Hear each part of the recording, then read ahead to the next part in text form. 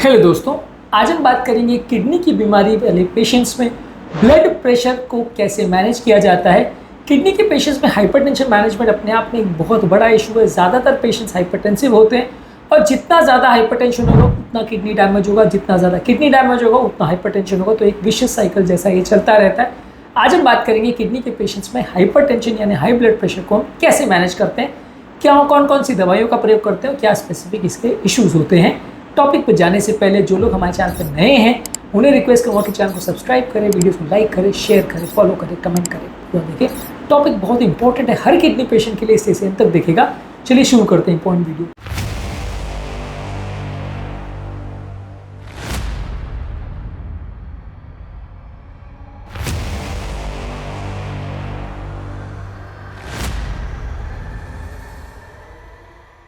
आज के टॉपिक में हम ब्लड प्रेशर के खाली मैनेजमेंट पर बात करेंगे, ब्लड प्रेशर के कारणों पर और स्पेसिफिक इश्यूज को ऑलरेडी हमने अलग अलग वीडियोस में डिस्कस किया है।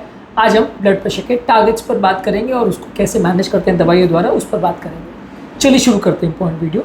सबसे पहले ब्लड प्रेशर का टारगेट ज़्यादातर लोग में 140/90 से नीचे ब्लड प्रेशर मेंटेन करना होता है, जो कि नॉर्मल व्यक्ति में भी ये सेम ही रहता है। किडनी डिजीज़ वाले पेशेंट में अगर नॉन डायबिटिक है तो ये टारगेट रहेगा। अगर कोई व्यक्ति डायबिटिक है और अगर कोई व्यक्ति को प्रोटीन यूरिया हो रहा है यानी किडनी में प्रोटीन छन रहा है तो वहाँ पे हम ब्लड प्रेशर को थोड़ा और कम करने का प्रयास करेंगे और 130/80 के नीचे मेंटेन करने का प्रयास करेंगे दवाइयों द्वारा। ज़्यादातर इस तरह के ब्लड प्रेशर को मैनेज करने में कई लाइफस्टाइल चेंजेस और दवाइयों का प्रयोग किया जाता है। लाइफस्टाइल चेंजेस में आपको नमक की मात्रा को कम रखनी है। दिन भर में सोडियम का इंटेक 2.3 ग्राम्स पर डे से नीचे रखना है, यानी कि आधा छोटा चम्मच के आसपास ही आएगा, इससे भी कम रखना है। सब कुछ मिला के इसमें साग सब्जी भाजी जो भी चीज़ में नमक डल रहा है सब मिला के 2.3 ग्राम्स पर डे से कम रखना है। इसके अलावा आपको किडनी फ्रेंडली डाइट लेना है। ज़्यादातर ये हाइपरटेंसिव डाइट होना चाहिए जिसमें पोटेशियम और फॉस्फेट की मात्रा कम होनी चाहिए।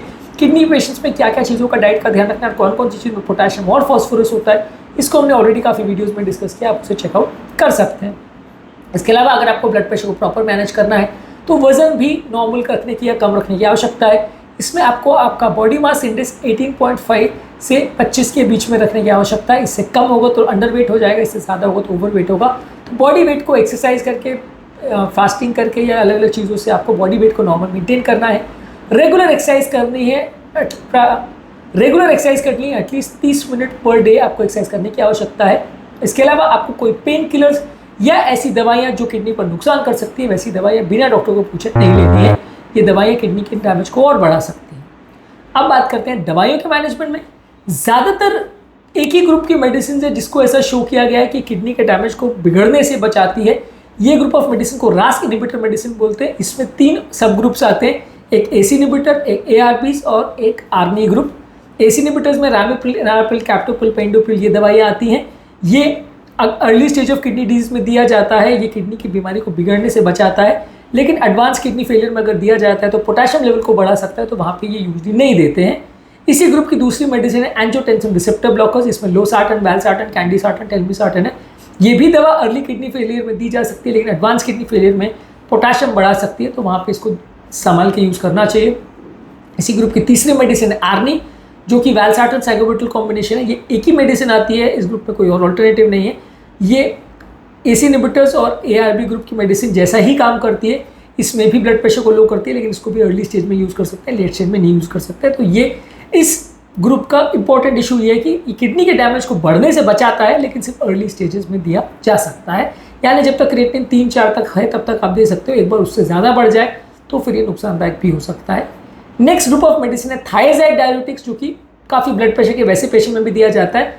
किडनी के पेशेंट में अगर 1 to 3 किडनी डिजीज़ का स्टेज है तो इसको दिया जा सकता है, पर एडवांस किडनी डिजीज़ है तो ये दवा इफेक्टिव नहीं होगी, तो वहाँ पे आपको लूप डायरेटिक्स यानी फ्यूरोसेमाइड, टॉर्सेमाइड देना पड़ता है। Thiazide diuretics normally blood pressure के लिए हाइड्रोक्लोरोथायजाइड दवा दी जाती है, वो आप 1st to 3rd stage kidney disease में यूज़ कर सकते हैं। 4th और 5th स्टेज में जहाँ पानी ज़्यादा भरा है वहाँ फ्यूरोसेमाइड, टॉर्सेमाइड इनको यूज़ करना पड़ता है।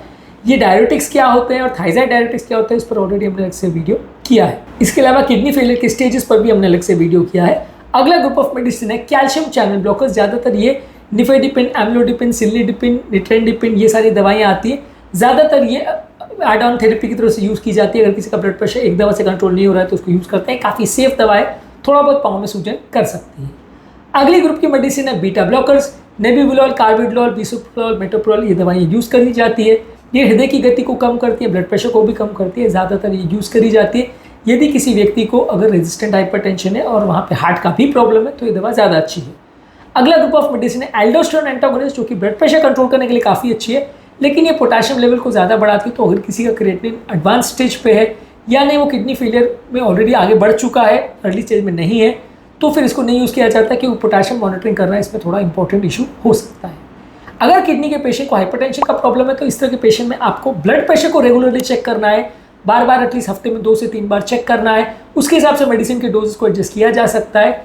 इसके अलावा आपको पेशेंट के इलेक्ट्रोलाइट्स को रेगुलरली चेक करना है कि उसके सोडियम, पोटेशियम, फॉस्फेट ये सारी चीज़ में वेरिएशंस तो नहीं आ रहे। इसके अलावा आपको कोई कॉम्प्लिकेशन तो नहीं हो रहे दवाओं से रिलेटेड या पेशेंट के ब्लड प्रेशर से रिलेटेड, इसकी भी मॉनिटरिंग करने की ज़रूरत है कि पेशेंट की कंडीशन कोई दवाओं की वजह से या बीपी की वजह से बिगड़ तो नहीं रही। अगर किसी किडनी के पेशेंट को डायलिसिस चल रहा है तो वहाँ पे मैनेजमेंट थोड़ा ज़्यादा कॉम्प्लिकेटेड हो जाता है। वहाँ पे जैसे ही पेशेंट का डायलिसिस किया जाता है तो वहाँ सडन ब्लड प्रेशर ड्रॉप होता है और वहाँ कई स्पेसिफिक इश्यूज क्रिएट हो सकते हैं। डायलिसिस पेशेंट्स के ब्लड प्रेशर और वॉल्यूम मैनेजमेंट पर हमने अलग से वीडियोज़ किए हैं जो कि आप हमारे चैनल पर देख सकते हैं। इसी की तरह से पेशेंट का अगर किडनी ट्रांसप्लांट किया गया हो तो वहाँ पे जो इम्यूनोसप्रेसिव दवाइयाँ दी जाती है बॉडी की इम्यूनिटी को कम करने के लिए, ये दवाइयों का भी ब्लड प्रेशर पे सिग्निफिकेंट वेरिएशन आ सकता है। तो यहाँ पे भी आपको ज़्यादा सावधानी रखने की ज़रूरत है। यहाँ पे भी ब्लड प्रेशर कंट्रोल ज़्यादा अच्छा और ज़्यादा अग्रेसिव होना चाहिए। ओवरऑल किडनी के पेशेंट में ब्लड प्रेशर की प्रॉब्लम ज़्यादातर पेशेंट को आती है। पेशेंट एजुकेशन इस मामले में ज़रूरी है, क्या खाना क्या नहीं खाना, क्या करना क्या नहीं करना, कैसे मॉनिटर करना, कैसे घर पर चेक करना, दवाइयों के इफेक्ट, साइड इफेक्ट्स के बारे में पेशेंट को प्रॉपर जानकारी होना ज़रूरी है। ये सारी चीज़ों में अगर पेशेंट को प्रॉपर एजुकेशन नहीं है तो वो गलतियाँ ज़्यादा करता है, बीमारी को मैनेज करना अक्सर बड़ा मुश्किल हो जाता है इस तरह के पेशेंट में। तो पेशेंट एजुकेशन इस तरह के पेशेंट्स में बहुत ज़्यादा ज़रूरी होता है, जहाँ पेशेंट और उनके फैमिली मेम्बर्स को खाने पीने का, डाइट का, एक्सरसाइज का और दवाइयों के बारे में आप विस्तृत जानकारी देते हैं। इस तरह के पेशेंट्स को अगर आप प्रॉपरली एम्पावर करो और उनको अपने मेडिसिन वगैरह को थोड़ा एडजस्ट करने के लिए भी उनको थोड़ा सिखाओ तो वो घर पे खुद ही मॉनिटर भी कर सकते हैं और ज़रूरत पड़े तो थोड़ी बहुत डोजेस को एडजस्ट भी कर सकते हैं। मान लीजिए बीपी ज़्यादा कम हो गया तो दवाई मिस कर दी, बीपी ज़्यादा बढ़ गया तो एक आध दवाई ले ली। तो एजुकेटेड पेशेंट्स, खासकर समझदार पेशेंट, इस तरह की चीज़ें भी घर पे कर सकते हैं, जिससे पेशेंट का हाइपरटेंशन मैनेजमेंट एटलीस्ट थोड़ा ईजी हो जाता है। ओवरऑल हाइपरटेंशन अपने आप में एक सिंपल समस्या नहीं है, काफ़ी कॉम्प्लिकेटेड है, इसमें बहुत सारे इश्यूज़ हैं। इसके कारण किडनी का डैमेज बढ़ता है, ब्रेन का लगने का चांस बढ़ता है, हार्ट डैमेज बढ़ता है, कई सारे इश्यूज़ होते हैं। तो इसलिए हाइपरटेंशन मैनेजमेंट अपने आप में एक मल्टी डिसिप्लिनरी अप्रोच है, जहाँ कार्डियोलॉजिस्ट, किडनी का स्पेशलिस्ट, ब्रेन का स्पेशलिस्ट सब लोग मिलकर इसको मैनेज करते हैं और ओवरऑल एक पेशेंट को बेटर आउटकम देने का प्रयास करते हैं। ये सारे डॉक्टर्स और फिजिशियन एक साथ मिलकर काम करेंगे तो पेशेंट का थोड़ा ज़्यादा बेटर आउटकम होगा, लॉन्ग टर्म उसको प्रॉब्लम्स आने का चांस कुछ कम होगा।